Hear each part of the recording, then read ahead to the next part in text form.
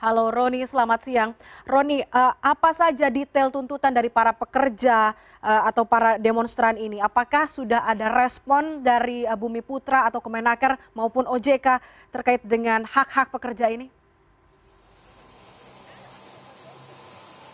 Ya, baru saja sekitar 10 menit yang lalu, Puspa, respon yang tadi Anda tanyakan kepada saya adalah dari Kementerian Tenaga Kerja. Dan tadi kalau saya lihat, Wamen atau Wakil Menteri Tenaga Kerja, Immanuel Fredzer, datang dan memberikan orasi tadi kepada para demonstran atau para massa mereka ini yang tadi unjuk rasa di depan gedung Kemenaker sejak pukul 9 pagi. Dan tadi di sekitar pukul 11 kurang 10 Wakil Menteri sudah memberikan orasi dan juga menyatakan dukungannya terhadap buruh dalam hal ini untuk menuntut hak-hak mereka dan bagaimana nantinya direncanakan dalam Jumat.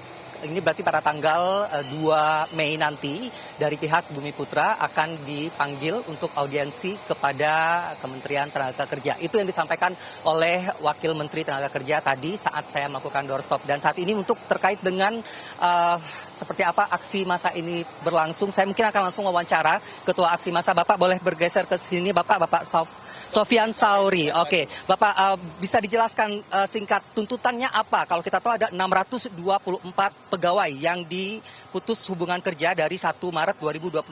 Apa yang dituntut sebenarnya? Kami dari pekerja dan anggota mewakili dari 624 pekerja.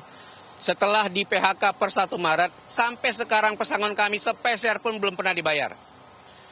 BPJS kami sampai sekarang masih aktif, sedangkan gaji kami sudah dipotong. Nah, ini yang kami minta tuntut agar Kementerian Tenaga Kerja mengupayakan agar semua hak-hak kami dibayarkan.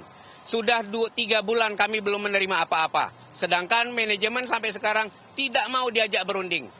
Tidak ada yang mau diajak berunding dan kami berharap Kementerian Tenaga Kerja melakukan tindakan yang secara terstruktur kepada manajemen AJB Bumi Putra untuk segera membayarkan hak-haknya.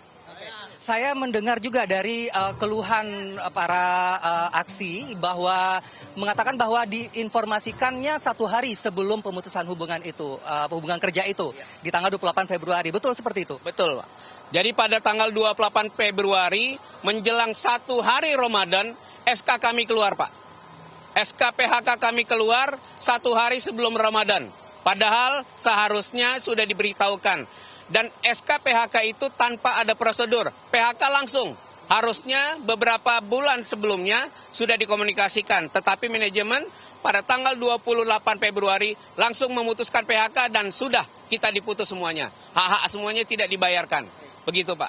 Kita mendengar tadi dari Bapak Wamen juga menyampaikan dukungan kepada buruh dan juga akan memanggil dari pihak Bumi Putra pada Jumat ini di tanggal 2 Mei 2025. Apakah dari pihak karyawan juga nanti akan ikut serta dalam audiensi ini?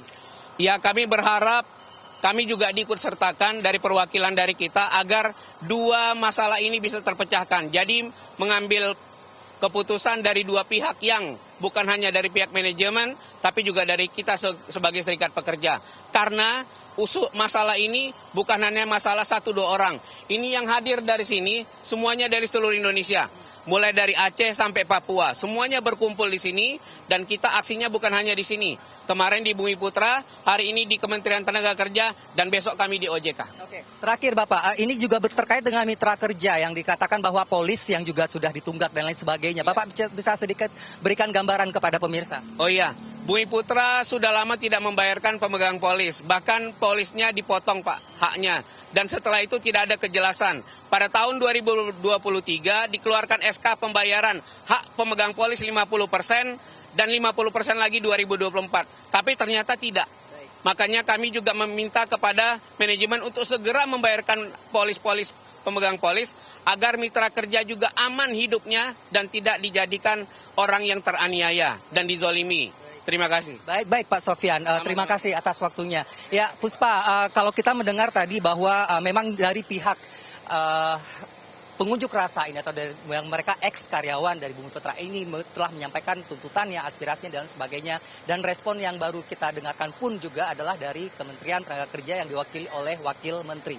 Tetapi mungkin kita juga perlu nantinya akan mendengar bagaimana dari pihak Bumi Putra yang pada Jumat mendatang akan melakukan audiensi sehingga memang runut masalah ataupun juga secara kronologis akan melibatkan semua pihak untuk memastikan bahwa ini akan selesai. Karena nantinya mereka rencana besok juga akan masih melakukan unjuk rasa di depan OJK, betul Bapak? Dan nanti secara berturut-turut dari Senin, Selasa, dan Rabu. Nah, kita lihat nanti akan seperti apa karena Jumat akan ada audiensi bersama. Kita akan pantau kondisi apa yang akan dilakukan oleh kementerian untuk terkait memastikan hak-hak pekerja ini tetap didukung dengan baik. Kembali ke Anda. Baik, kita harapkan aksi 3 hari berturut-turut ini tidak menghasilkan hasil yang nihil. Kita tunggu nanti seperti apa audiensinya dengan Bumi Putra yang diharapkan akan bisa menggandeng serikat atau teman-teman ex karyawan dari Bumi Putra ini. Roni Satria, korespondensi CNN. Terima kasih banyak atas laporan.